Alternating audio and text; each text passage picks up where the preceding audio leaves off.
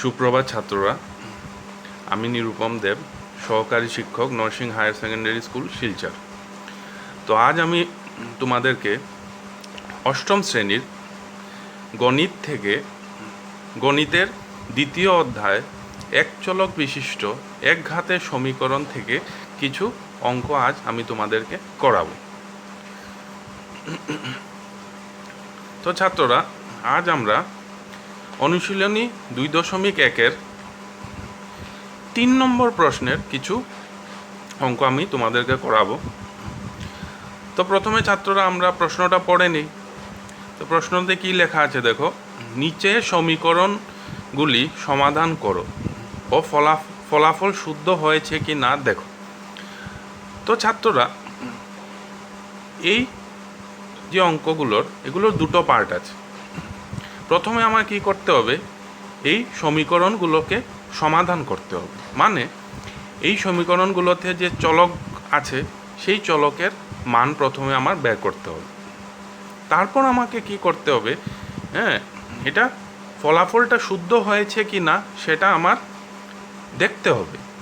এটা বিশেষ প্রক্রিয়ার মাধ্যমে এটাকে আমার দেখতে হবে যে এখানে চলকের যে একটা মান বেরোবে সেটা শুদ্ধ হয়েছে কি না। তো ছাত্ররা, আমরা এখন সেটাই করব। তো প্রথমে আমরা 3-এর 2 নম্বর অঙ্কটি করব। তো প্রশ্ন কি লেখা আছে দেখো, n/6 - 2/3 = n/3 + 5/6। তো ছাত্ররা, আমরা করি। তো দেখো ছাত্ররা, আমি প্রশ্নটি আগেই লিখে রেখেছিলাম। তো আমরা প্রশ্নটি কি দেখো, আবার বলি, n/6 - 2/3 = n/3 + 5/6। তো প্রথমে আমরা কি করব দেখো, প্রথমে আমরা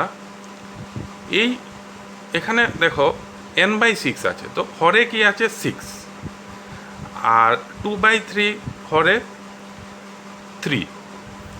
তো প্রথমে আমরা কি করব, এই বা পক্ষে বা বা পাশে যে আছে এই 6 আর 3 প্রথমে আমরা লসাগু নিয়ে নেব। তো 6 আর 3 লসাগু কি হবে, আমরা জানি 6 আর 3 লসাগু 6। তো আমরা এখানে নিচে 6 লিখে নিই। তো এই 6 দিয়ে এই 6কে কবার যাবে, আমরা জানি 6 দিয়ে 6কে একবার যায়, 6 × 6। তো ওই 1 দিয়ে আমরা কি করব, এই উপরে n এর সঙ্গে পূরণ করব। তো n × 1 কী হবে, n হবে। তারপরে এখানে দেখো মাইনাস আছে, তো আমি বিয়োগ চিহ্ন মাইনাস আমি দিয়ে দিলাম। এখন এই 3 দিয়ে 6কে কবার যাবে, 3 × 2 = 6 আমরা জানি, তো 2। তো এই 2 দিয়ে আমি উপরের এই 2টাকে পূরণ করব, কত হবে, 2 × 2 = 4। তো আমি 4 লিখলাম। তো এদিক হয়ে গেল। এখন সমান চিহ্নের ডান পাশে করি। ডান পাশেও আমার সেম ওইভাবেই 3 আর 6-এর আমি কি নেব, লসাগু নেব। তো 3 আর 6-এর লসাগু এখানেও 6, তো এই জায়গায়ও 6 হবে। তারপর আমরা দেখি 3 দিয়ে 6কে কয়বার যায়, 3 × 2 = 6। তো এই 2 দিয়ে আমি উপরের nকে কি করব, পূরণ করব।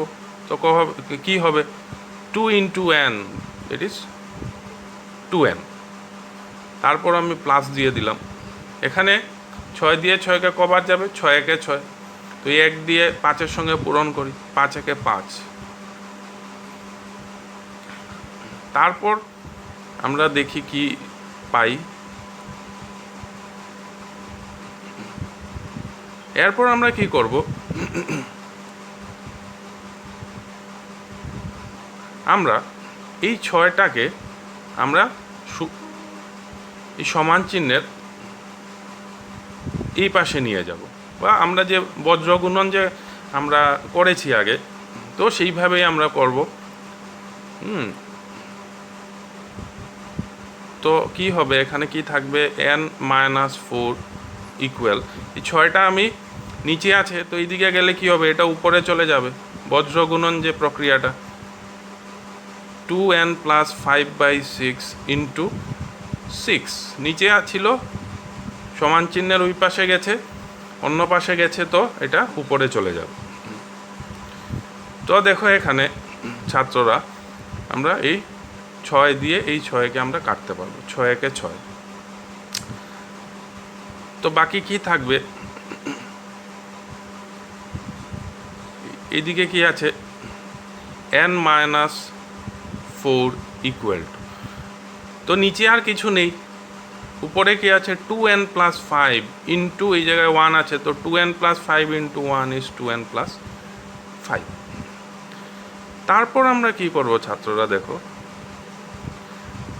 তারপর আমরা যেহেতু এই দিকে n আছে আর অপর আরেকটা nটা ডান পাশে আছে, তো এই 2nকে এদিকে নিয়ে আসবো, বা পাশে নিয়ে আসবো। তো এদিকে কি থাকবে, n আছে আমার, আর এই 2nটা এদিকে আসবে, এখানে কি আছে প্লাস 2n, তো বা পাশে আসলে এটা -2n হয়ে যাবে। ঠিক ওইভাবেই আমি -4কে আমি ডান পাশে নিয়ে চলে যাব।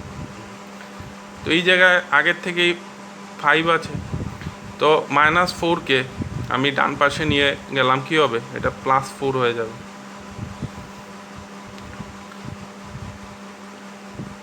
তারপর দেখো এখানে n-2n, তো n-2n কি হবে, মাইনাসে প্লাসে কি হবে মাইনাস করতে হবে, তো 2n-n কি হবে n, আর বড় সংখ্যার সামনে কি আছে মাইনাস, তো আমার মাইনাস দিতে হবে, ইকুয়াল টু 5 + 4 কত হয় 9, বা n ইকুয়াল টু এখানে -9 n ইকুয়াল টু 9 আছে, তো এর পরের লাইনে কি লিখবো n ইকুয়াল টু -9। তো আমি n এর মান কি পেয়েছি, এই চলকের মান কি পেয়েছি -9। তো এখন আমার কি করতে হবে, এখন আমার দেখতে হবে হ্যাঁ যে এই n এর মান যে আমি -9 পেয়েছি এটা শুদ্ধ কি না। তো সেটা আমি কিভাবে দেখব, দেখো আমি এখানে লিখব সত্যাপন,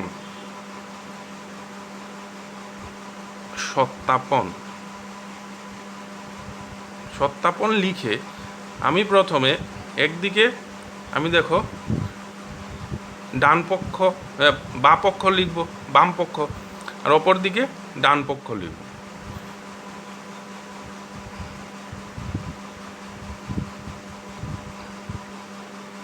তো বাম পক্ষে কি আছে দেখো n/6 - 2/3, n/6 - 2/3, আর ডান পক্ষে কি আছে, ডান পক্ষে কি আছে দেখো n/3 + 5/6, n/3 + 5/6। তো এখন আমার কি করতে হবে, এই বাম পক্ষ আর ডান পক্ষকে সমান যদি দেখাতে পারি, হ্যাঁ এই n এর যে জায়গায় আমি -9 বসিয়ে যদি আমি বাম পক্ষ আর ডান পক্ষর যদি মানটা সমান দেখাতে পারি, তখনই আমি বলতে পারবো যে এই n এর মানটা শুদ্ধ হয়েছে। হ্যাঁ যে আমি সমীকরণটার থেকে আমি চলকের মান বের করেছি সেটা শুদ্ধ। হ্যাঁ তো আমরা দেখো বসাই, এই n এর জায়গায় আমি -9 বসাবো, /6 - 2/3। এরপর আমরা কি করব দেখো, আবার 6 আর 3-এর লসাগু নেব, কত হবে 6, তো 6 একে 6, হ্যাঁ তো 1 দিয়ে উপরের -9কে পূরণ করব, কত হবে -9 × 1 -9, এখানে আবার মাইনাস বসাবো, 3 দুগুণা 6, তো উপরে 2 দুগুণা 4, আবার ইকুয়াল দিই। এখন নিচে 6, উপরে কি হবে মাইনাসে প্লাস, কত হবে 9 + 4 13, কিন্তু বড় সংখ্যার সামনে কি চিহ্ন আছে মাইনাস, তো আমার মাইনাস এখানে দিতে হবে। তো আমি এখানে বাম পক্ষে কত পেলাম -13/6। এখন আমি ডান পক্ষে চলকের মান বসিয়ে দেখি, n এর মান কত বেরিয়েছিল 9 -9 বাই 3 প্লাস 5/6 সমান চিহ্ন দিলাম। তো এখন আবার 3 আর 6-এর লসাগু কত? 6। তো 3 দুগুণা 6, তো 9 দুগুণা 18, আর সামনে মাইনাস আছে, মধ্যে প্লাস দিলাম। 6 একে 6, তো উপরে 5 একে 5, নিচে 6। মাইনাসে প্লাসে কি হবে? মাইনাস করতে হবে। হ্যাঁ, তো 18 - 5, 18 - 5 কত হবে? 13। আর যেহেতু বড় সংখ্যার সামনে মাইনাস চিহ্ন আছে, তো আমি মাইনাস দিয়ে দিলাম।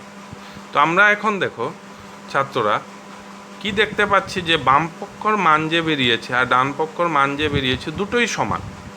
তো আমরা লিখব যে বাম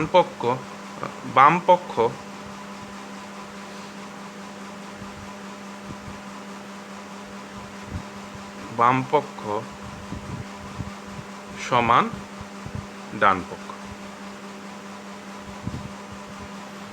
তো দেয়ারফর লিখব যে আমরা যে চলকটা বের করেছি, চলকের যে মান বের করেছি, যেহেতু বাম পক্ষ সমান ডান পক্ষ পেয়েছি, তো চলকের মানটা কি? শুদ্ধ। হ্যাঁ, তো আমি দেয়ারফর n = -9 প্রদত্ত সমীকরণটির